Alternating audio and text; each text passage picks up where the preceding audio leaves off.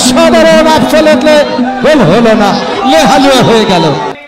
আক্রমণ হতে পারে, অভিজ্ঞ referee please not on the game, referee take the decision please, referee take decision please. আর রেফারি অবশ্যই অবগত হচ্ছেন ওটা কি ডি বক্সের মধ্যে কিনা। পেনাল্টি,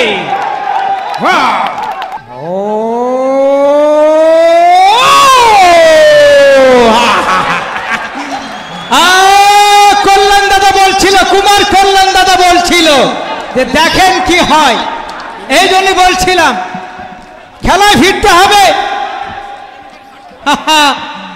এক মানিক 7 রাজার ধন, কি করবেন তিনি?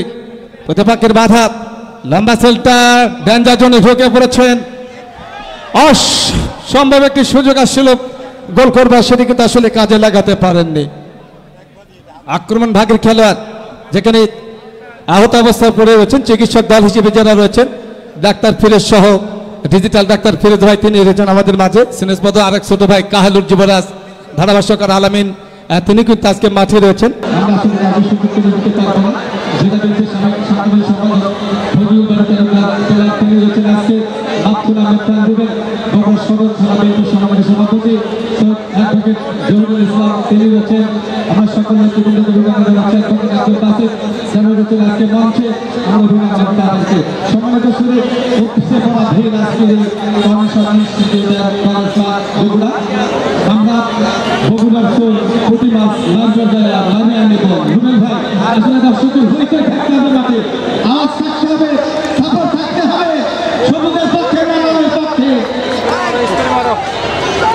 আমি প্রথমে বলতে চাই লালবাগের পক্ষে কারা কারা আছে, লালবাগের পক্ষে কারা আছে তারা একটা আওয়াজ দেবেন, বলেন ঘুরে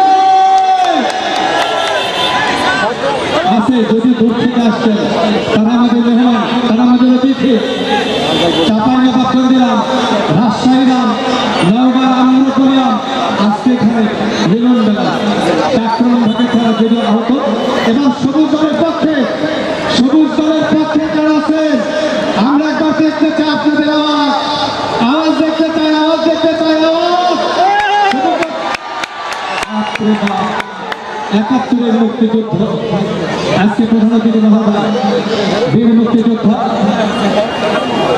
71 প্রধান অতিথি মহোদয়, তিনি যেহেতু জানেন সাবেক খেলোয়াড় ছিলেন এবং এই টুর্নামেন্টের সুযোগ্য সদস্য সচিব আমিনুল হক, তিনি ছিলেন সাবেক জাতীয় ফুটবল দলের ক্যাপ্টেন। তিনি আজকে এই চমকপ্রদ আয়োজনে যেভাবে অক্লান্ত পরিশ্রম করে চলেছেন, আমাদের স্পন্দন থেকে তাদের অভিবাদন জানাচ্ছি, অভিনন্দন জানাচ্ছি। অতিথি মন্ডলী, অতিথি প্যান্ডেলে যারা আছেন আমরা তাদেরকে অভিনন্দন, তাদের কৃতজ্ঞতা।